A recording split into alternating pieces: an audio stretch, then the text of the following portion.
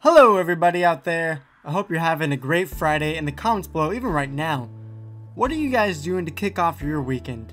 Because I hope it is excellent and that you have something cool planned, because that just always seems to make the weekends better, right? Although sometimes I like to just kick back and actually do absolutely nothing, so who knows, that could be your weekend as well. Anyways, what I want to talk about today is what makes a game the best game. If you didn't see my video from last week, I did a top 100 Steam games list of 2017 where I made an algorithm, plugged it in, and showed you guys the top 100 Steam games that were released January through December of last year. There's a ton of games.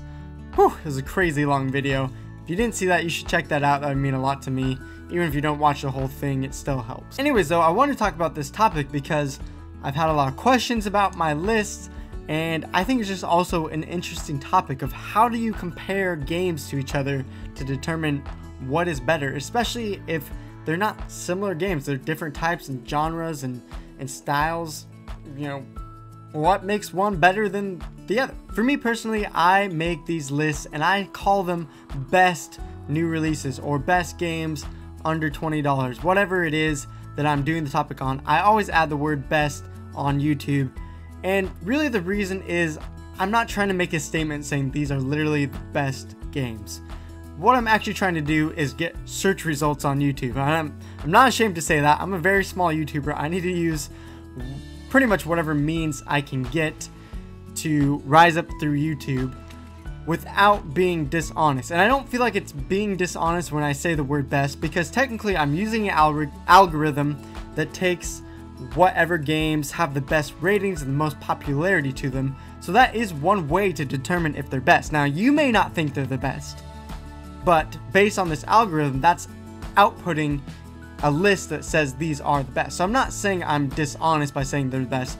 I'm just saying I don't know if they're actually technically the best or not, but I'm going to call it that because really that's what you're going to type into YouTube. No one's going to search for games that are okay on Steam.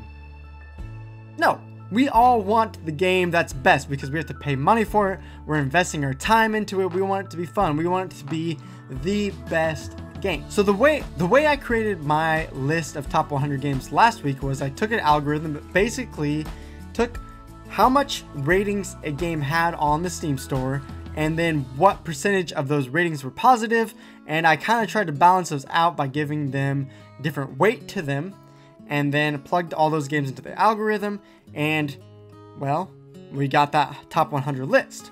But then I went back and I did some organization of myself. I looked at games. Well, okay, if they're free, then that kind of creates a problem in my mind, because if they're free, that means pretty much anyone can play them. You don't have to commit $10, $20, $30 into buying the game before playing it and reviewing it. You can just download it on the Steam store, no cost, no obligation, and rate the game.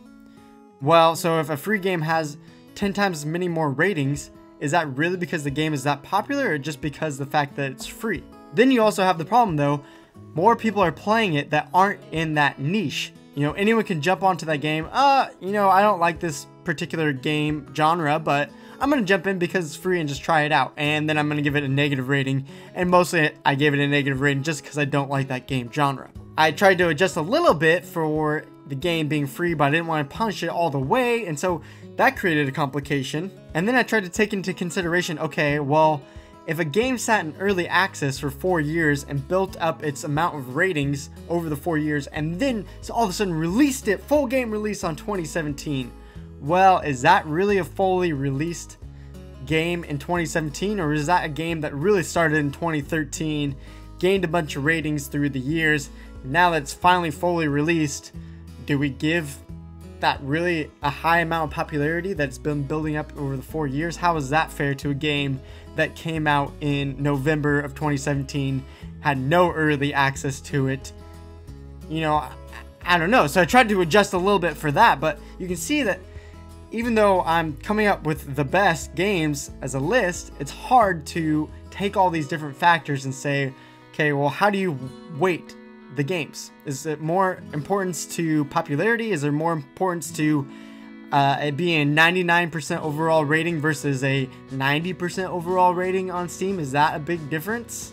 I don't know. It's hard to figure these things out. And then, of course, you got the fact that developers are all different sizes. You got indie developers, you got big name developers, and big name developers are going to get a lot more popularity instantly because of their name recognition. But they also have people pissed off at them on previous games. I see over and over and over in Steam game reviews that people are pretty much just mad at Ubisoft for previous games, and they don't really even give their new game a chance. They're still angry about their cash grab of DLC in the last game, or how they abandoned For Honor or whatever it is, and they downvote these new games. So, just because it's a big developer doesn't mean they'll get good ratings as well, and so that's a tough thing to factor in. If you go online to different Steam database websites like steamdb.info or Steam Spy, they all have their own algorithms for trying to adjust for amount of ratings and how popular the game is versus the percentage of people that actually liked the game that gave it a rating. So I'm not the only one that has a problem in determining what's best. I'm not the only one that has problems with Steam's flat score line of percentages being better than the other, no matter if it has 50,000 ratings or 500 ratings. Personally, for me, moving forward in the 2018 year, when I make Steam game list, I'm going to use the info from steamdb.info because, well, to be honest, they have a lot better algorithm than me. I'm not a statistic major or anything at all. If I told you guys my algorithm, it'd be laughable. That's why I haven't shared it. Not because it's some huge secret, because you guys would be like, what the heck? That's so weird. So I'm going to use their info and adjustment rating moving on in the future, and I'm also going to give my own personal bias by a plus or minus 2% rating, because I think there are other factors such as the cost of a game, the developer of the game, how long it's been in early access. All those different things can make a difference, and I'm gonna put my own human bias into it because I think there needs to be a little bit adjustment to these algorithms. Now, some people have said to me, Luke, how can you even say these games are the best if you haven't played them? And to me, that's also another argument of what makes a game best. Do you only listen to one person and one game reviewer because they're an expert critiquer, I don't even know if it's a word, but an excellent game reviewer? You just listen to that one person and you fully trust their bias and they get to determine if a game is the best or if it's the worst? Or, in my opinion, I really like looking at what does the entire community say that review games.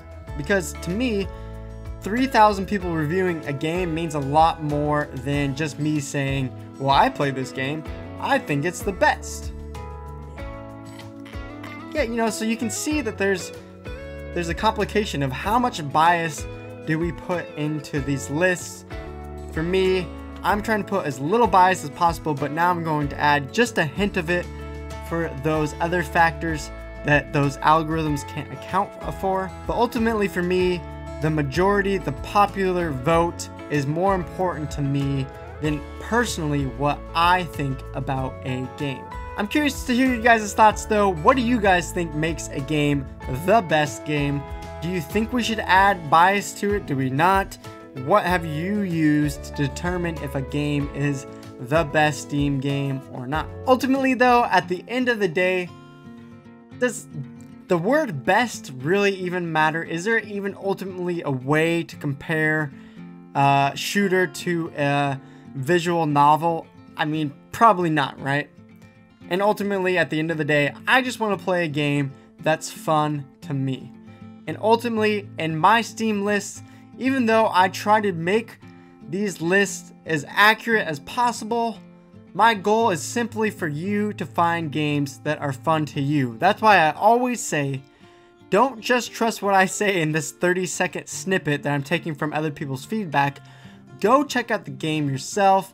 Go try out a demo, go watch YouTube videos on it, go read the reviews for yourself so that you can know if your personal bias will love the game and say it's the best Steam game ever. The purpose of my videos is simply to introduce you to more games in certain categories and help you find and discover the ones that are best for you. That's it for today, guys. Interested to hear your thoughts? Drop them in the comments below, and I'll see you guys in the next video. Peace!